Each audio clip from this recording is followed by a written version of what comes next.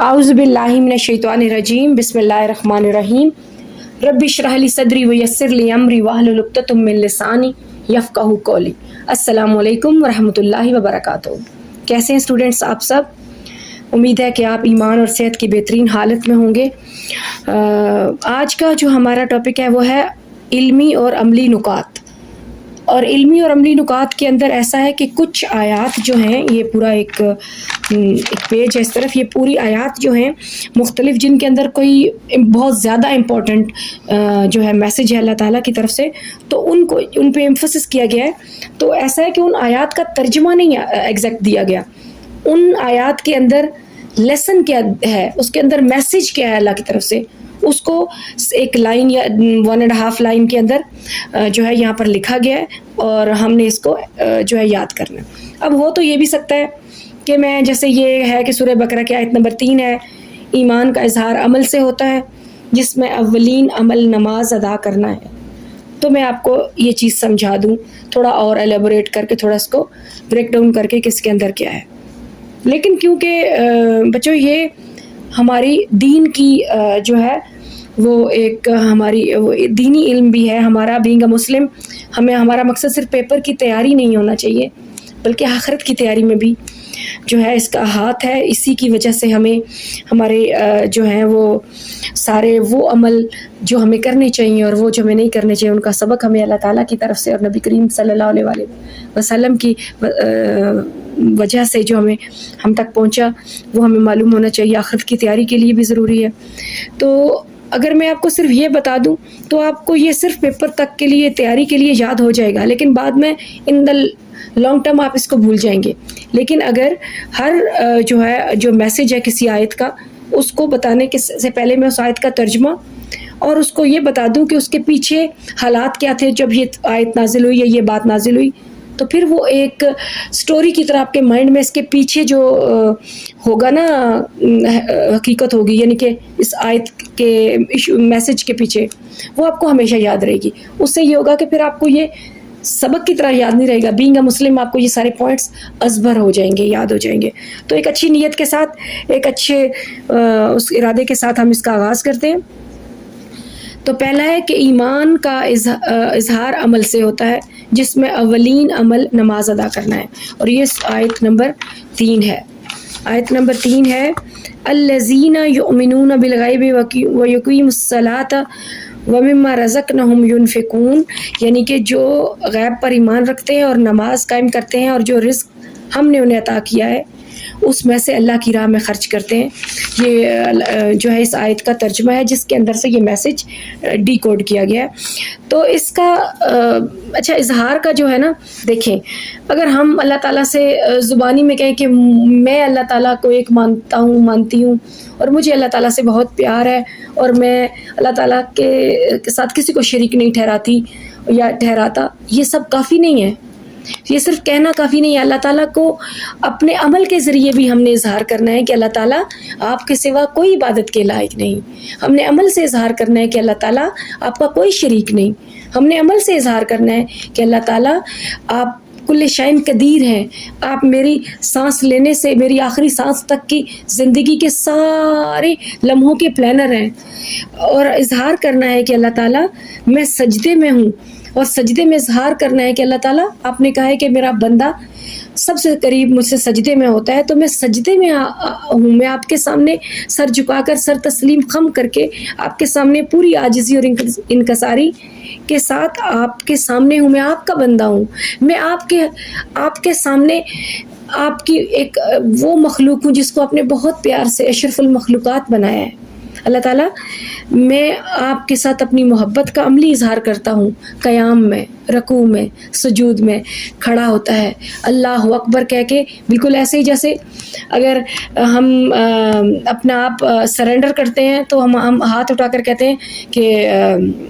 اظہار کر دیتے ہیں اس بات کا کہ جی ہم سرنڈر کر دیا۔ تو جب ہم نماز میں کھڑے ہوتے ہیں اور اللہ اکبر کہہ کے نماز کی نیت باندھتے ہیں تو ہم سرنڈر کر دیتے ہیں اللہ تعالیٰ کے سامنے،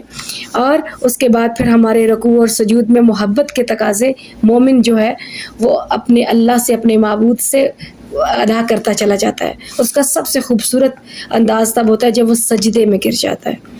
تو یہاں پر اس جو آیت کے اندر یہی بات کی گئی ہے کہ وہ محبت نہیں ہے جو عملی طور پر ظاہر نہ کی جائے، اور اللہ سے محبت کو اگر عملی طور پر بتانا ہے اس کا سب سے خوبصورت جو انداز ہے وہ ہے نماز۔ اچھا، ایک بہت خوبصورت حدیث ہے، آپ اس کو اپنے اس میں کوٹ بھی کر سکتے ہیں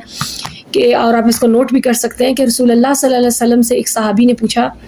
کہ یا رسول اللہ کے نزدیک سب سے محبوب عمل کیا ہے؟ تو اللہ کے نبی صلی اللہ علیہ وآلہ وسلم نے کہا اللہ کے نزدیک سب سے محبوب عمل نماز وقت پر ادا کرنا ہے۔ اچھا، نماز ادا کرنا، ابھی پڑھ لیتا ہوں، ابھی تو آدھا گھنٹہ ہے، ابھی تو 10 منٹ ہے، ابھی میں پڑھ لوں گا، ابھی یہ ہو جائے گا، فلاں کام کر لوں، فلاں کو فون کر لوں، اچھا وہاں سے ہو جاؤں، ابھی تو بڑا ٹائم ہے۔ یہ ایکسکیوزز ہمیں اس ذات کے سامنے حاضر ہونے کے لیے نہیں کرنے چاہیے جو دن میں 5 دفعہ محبت کا اظہار کرتا ہے اور کہتا ہے، بلاتا ہے کہ آؤ اپنی فلاح کی طرف، حی علی الفلاح، آؤ الصلاح کی طرف، حی علی الصلاح۔ وہ تو کہے گا قیامت کے دن کہ میں تو ہے میرے بندے، میں تو تمہیں دن میں 5 دفعہ اپنی طرف بلاتا تھا، تمہارے بھلے کی طرف بلاتا تھا، ایک تم ہی تھے جو کان نہیں دھرتے تھے۔ تو اس لیے اس میں یہ ساری بات جو ہے اس لائن میں اس آیت کے تھرو بیان کی گئی ہے کہ ہمیں اپنے رب کے سامنے عملی طور پر بھی محبت کا اگر اظہار کرنا ہے تو نماز کو ادا کرنا ہے، اور وہ بھی وقت پر۔ چلے جی، اگلا ہے اللہ تعالیٰ ان کو گمراہ کرتا ہے جو اللہ تعالیٰ کے عہد کو توڑتے، قطع رحمی یعنی تعلق توڑتے ہیں۔ قطع مطلب ہوتا ہے کاٹنا، جیسے ہوتا ہے نا کہ قطع، عربی میں قطع کہتے ہیں ایک ٹکڑے کو، تو قطع رحمی یعنی ٹکڑے کر دینا، رشتہ داری میں برا سلوک کرنا، نفاق میں ایک دوسرے سے ناراض ہو جانا، چھوڑ دینا،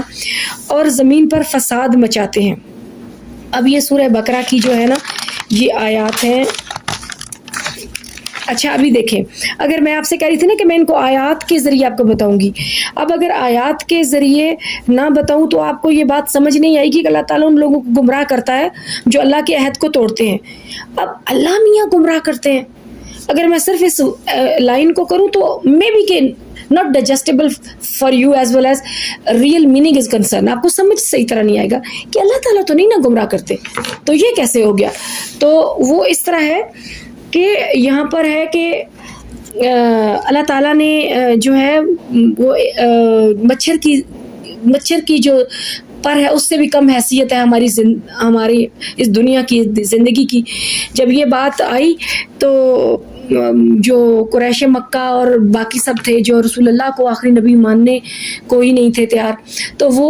کہتے تھے کہ یہ غار حرا میں جا کر شاعری کرتا ہے اور خود لکھتا ہے کلام محمد صلی اللہ علیہ وسلم کے بارے میں۔ تو جب وہ آیت آئی کہ مچھر کی حیثیت کے پر جتنی بھی حیثیت نہیں اس دنیا کی زندگی کی، تو جو اللہ تعالیٰ کے نبی کو مان نہیں رہے تھے نا، ان کے لیے تو ایک موقع بن گیا بات کرنے کا۔ وہ کہتے ہیں اچھا محمد کہتا ہے کہ یہ بہت بڑی الہامی کتاب ہے، ٹھیک ہے، یہ بہت بڑی الہامی کتاب ہے اور اللہ تعالیٰ کی طرف سے آخری ہدایت ہے اور میں اللہ کا آخری نبی ہوں اور یہ کتاب اللہ کی ہے اور جو مجھ پر کلام نازل ہو رہا ہے یہ اللہ کی طرف سے آ رہا ہے۔ تو اگر اتنا زمین و آسمان کا مالک جو اللہ ہے اس کو اگر مثال دینی تھی تو اس مچھر جسے حقیر جو ہے وہ کیڑے مکوڑے کی دینی تھی، ہمیں سکھا رہا ہے یہ۔ تو بس پھر اللہ تعالیٰ نے یہ آیات نازل کی جن کے اندر سے ایک میسج جو ہے وہ نکال کر یہاں پر لکھا گیا ہے، اور یہ دو بیسیکلی 26 اور 27 آیات کا ہے، اور اب میں ان کا آپ کو بتا دیتی ہوں۔ ایک کا تو یہ کہ اللہ ان کو گمراہ کرتا ہے جو اللہ کے عہد کو توڑتے ہیں، ایک اس کا، اور یہ دونوں جو ہے ان کا یہ ہے ان اللہ لا یستحی، یہاں سے کہ بے شک اللہ اس بات سے جھجک محسوس نہیں فرماتا کہ مچھر یا سے بڑھ کر کسی حقیر شے کی مثال جو ہے وہ دے۔ لہٰذا جو لوگ ایمان لائے تو وہ جانتے ہیں کہ یہ مثال ان کے رب کی طرف سے حق ہے، اور جنہوں نے کفر کیا وہ کہتے ہیں کہ اللہ نے اس مثال سے کیا ارادہ کیا ہے۔ اس مثال سے اللہ بہت سے لوگوں کو گمراہ کرتا ہے اور اس سے بہت سے لوگوں کو ہدایت فرماتا ہے، اور اس سے وہ صرف نافرمانوں کو ہی گمراہ کرتا ہے۔ اور اس آگے ساتھ ہی دونوں کر لیتے ہیں، اور اللہ سے کیے ہوئے عہد کو توڑتے ہیں جو اس سے پختہ ہونے کے بعد ان رشتوں کو کاٹتے ہیں ٹھیک ہے. اور جنہیں اللہ نے جوڑنے کا حکم دیا اور زمین پر فساد مچاتے ہیں یہی لوگ خسارہ اٹھانے والوں میں سے ہیں. جی تو اب آپ کو بہت آسانی سے ہمیشہ لائف ٹائم یاد رہے گا کہ اللہ ان لوگوں کو گمراہ کرتا ہے کہ کیا مطلب ہے. اچھا دیکھیں, جب اللہ نے کسی کو ٹیسٹ کرنا ہے کہ کون سے اوبیڈینٹ لوگ ہیں اور کون سے ڈس اوبیڈینٹ ہیں, ٹھیک ہے, اس کو کرنے کے لیے اللہ تعالیٰ ایک سچویشن تھرو کرتے ہیں, ایک بات کرتے ہیں, ایک آیت نازل کرتے ہیں. ٹھیک ہے, جب ان کو پتہ لگتا ہے کہ یہ نبی کریم کو مچھر کی مثال یا اس کی بات سے وہ کہہ رہے ہیں کہ یہ اپنا لکھا ہوا, تو اللہ تعالیٰ کہتے ہیں کہ اللہ تعالیٰ کو کوئی شرمندگی یا جھجک نہیں ہے اس بات سے ہو سکتی کہ وہ ایک مچھر جتنے حقیر جو ہے وہ کیڑے مکوڑے کی مثال دے رہا ہے اپنی الہامی کتاب میں, وہ تو اس سے بھی حقیر کی مثال دے سکتا ہے, کیونکہ ان سب کو بنانے والا وہی ہے, کریٹر وہی ہے, خالق وہی ہے. چاہے مچھر ہے, چاہے مچھر سے حقیر کوئی چیز ہے, چاہے کوئی ڈائناسور ہے یا اس سے بھی اوپر کوئی چیز ہے, وہی وہ چھوٹی چھوٹی کارڈ فش کو بنانے والا ہی اور وہی شارک کو بنانے والا ہے. ٹھیک ہے, تو جب زمین اور آسمان اور اس کے درمیان مابین جو کچھ بھی ہے سب کا مالک ہی وہی ہے, تو اس کی مرضی وہ مچھر کی مثال سے واضح کرے اپنے حکم کو یا اس سے بھی حقیر کسی کیڑے سے. تو یہ اللہ تعالیٰ نے یہ ان آیات میں سے یہ میسج لیا گیا. اچھا, جب اللہ نے یہ کہا تو ان میں سے دو طرح کے لوگ ہیں, ایک وہ جو اللہ تعالیٰ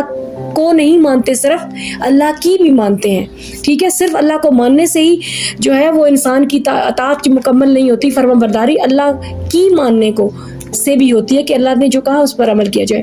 تو جب رسول اللہ صلی اللہ علیہ وسلم نے یہ آیت جو نازل ہوئی ہے یہ سنائی, تو جو اہل ایمان تھے انہوں نے بالکل جو ہے وہ فوراً سے اس پر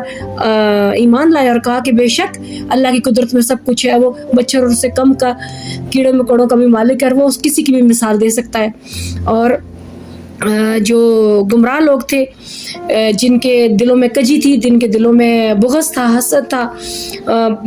وہ ان لوگوں نے کیا کہا, ان کو بہانہ مل گیا. انہوں نے کہا کہ اگر یہ اللہ کا کلام ہے اور بڑی الہامی کتاب ہے تو مچھر کی مثال نہیں ہو سکتی تھی, تو ایمان نہیں لائے.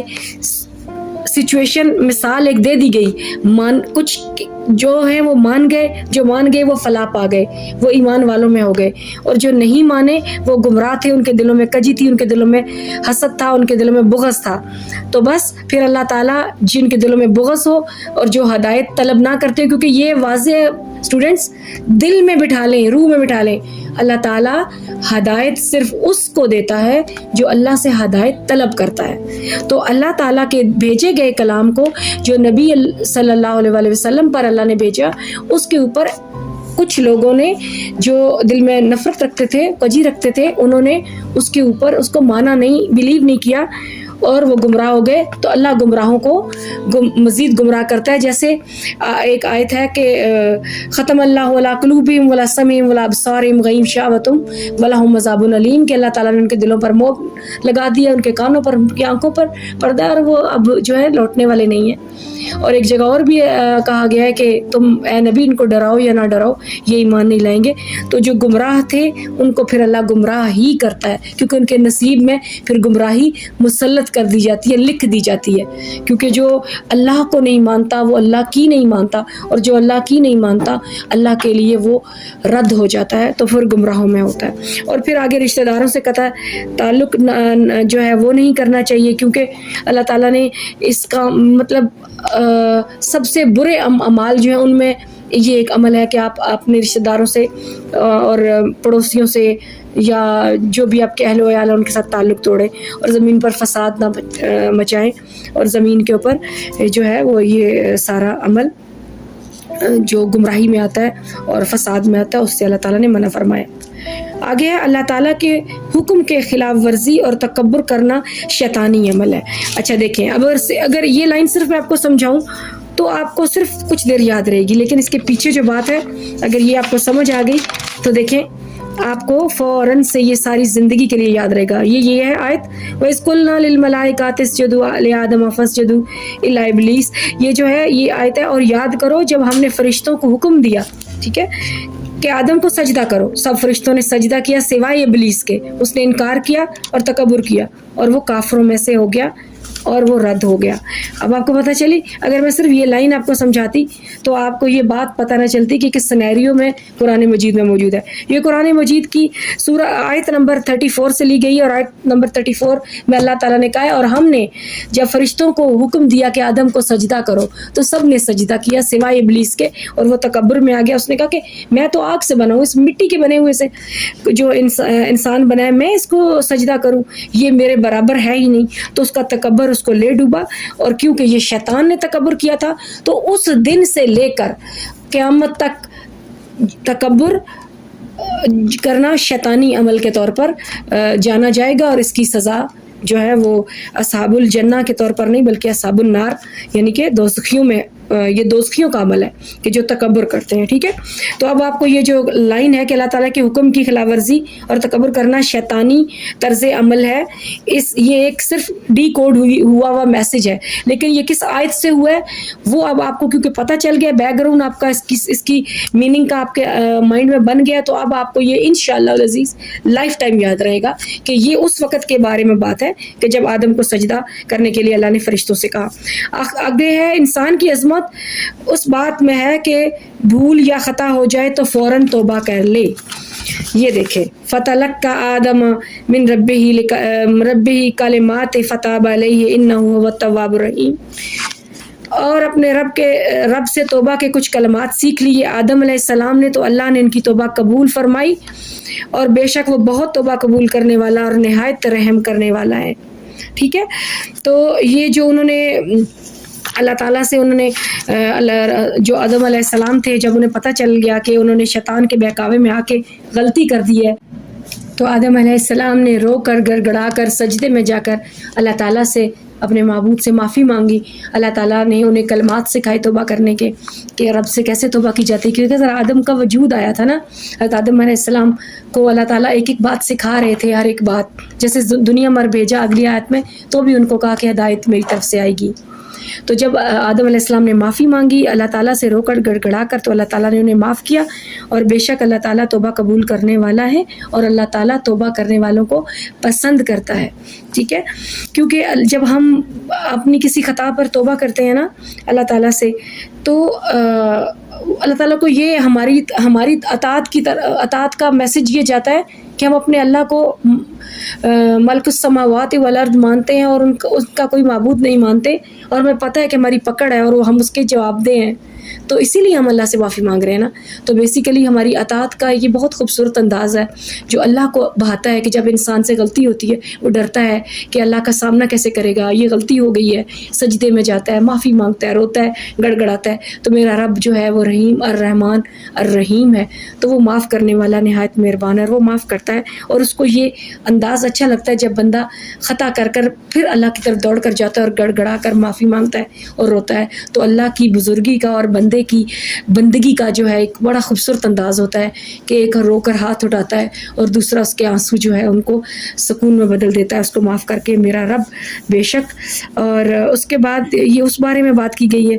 آگے ہے کہ مشکلات اور مصائب میں صبر اور نماز کے ذریعے سے اللہ تعالیٰ کی مدد حاصل کرنا ایمان والوں کا شیوا ہے. یہ ہے, یہ دیکھیں, وَاسْتَعِینُوا بِالصَّبْرِ وَالصَّلَاةِ, ٹھیک ہے, وَإِنَّهَا لَكَبِيرَةٌ إِلَّا عَلَى الْخَاشِعِينَ. اچھا, اس کا جو ہے ترجمہ یہ ہے کہ اور صبر اور نماز سے مدد حاصل کرو, اور نماز بھاری ضرور ہے, یعنی مشکل ضرور ہے پرفارم کرنا, ادا کرنا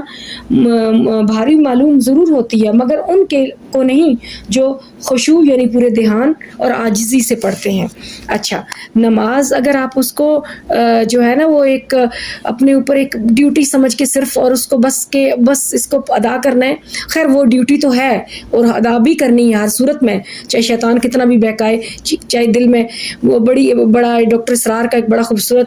بیان اس کے اندر وہ بڑا اچھا کہتے ہیں کہ اگر شیطان آپ کو بہکار اور آپ کہتے ہیں کہ مجھے بڑے ادھر ادھر کے خیالات آتے ہیں, تو آتے رہیں بھی, شیطان اپنا کام کر رہا ہے, بہکار ہے, آپ اپنا کام کیجئے, آپ نماز ادا کیجئے, اس کے بہکاوے آتے رہیں, اس کے خیالات آتے رہیں, کوئی بات نہیں. آپ اپنا جو ہے ایک بندے کا جو اپنے رب کے لیے اس کے اوپر فرض ہے عبادت وہ کیجیے. تو اسی طرح یہ ہے کہ مشکلات اور مصائب میں اچھا رسول اللہ صلی اللہ علیہ وآلہ وسلم کی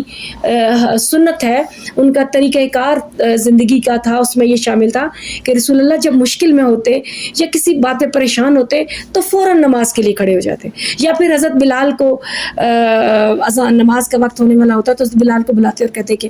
نماز کی تیاری کرو. تو ویسے عام جیسے جو ہے چاہے غزوہ خندق کا وقت ہو یا کوئی بھی وقت ہو آپ کی لائف میں, جب جب مشکل وقت آیا رسول اللہ صلی اللہ علیہ وآلہ وسلم کے, تو آپ فوراً سے اللہ سے رجوع کرتے تھے, اللہ سے بات کرتے تھے. اور اللہ سے بات کرنے کا سب سے خوبصورت جو وقت اور انداز اور طریقہ ہے یا طرز عمل ہے وہ نماز ہے. تو آپ نماز میں کھڑے ہو جاتے. تو یہاں پر کہا گیا ہے کہ نماز ان لوگوں کے لیے ضرور بھاری ہے جو دلوں میں کجی رکھتے ہیں یا جن کو ایمان جو ہے وہ اس لیول پر نہیں ہے کہ وہ اللہ کو تو مان رہے ہیں, اللہ کی ماننے میں کوتاہی کر رہے ہیں, دنیا کے معاملات میں پڑے ہوئے ہیں, تو پھر ان کے لیے نماز بھاری ہو جاتی ہے, نیند آ جاتی ہے, بھوک لگ جاتی ہے. ابھی ایسا ہے کہ میں گرمی ہے تو یہاں رستے میں کہاں رک کر نماز پڑھوں گا, مسجد ڈھونڈنی پڑے گی. میرے خیال میں میرا وضو بھی ابھی نہیں ہے, تو کپڑے بھی شاید خراب ہیں تو شاید گھر جا کے چینج کر لوں گا. a lot of bundle of lame excuses if you have something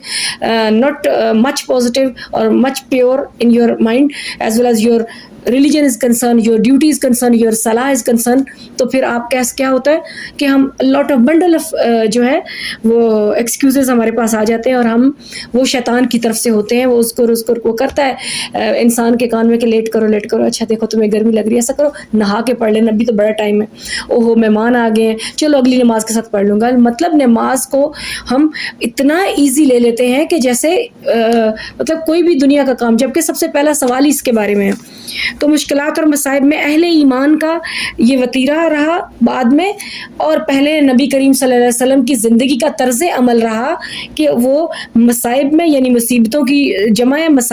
مصیبتوں میں اور مشکلات میں اللہ تعالیٰ سے مدد چاہتے تھے, اللہ تعالیٰ سے بات کرتے تھے, اللہ تعالیٰ کے سامنے اپنی مشکل بیان کرتے تھے, اور اللہ تعالیٰ کے سامنے مشکل بیان کرنے کا اور اس سے دعا کرنے کا سب سے خوبصورت طرز عمل نماز ہے. حضرت علی کا ارشاد ہے, حضرت علی نے فرمایا کہ جب میرا دل چاہتا ہے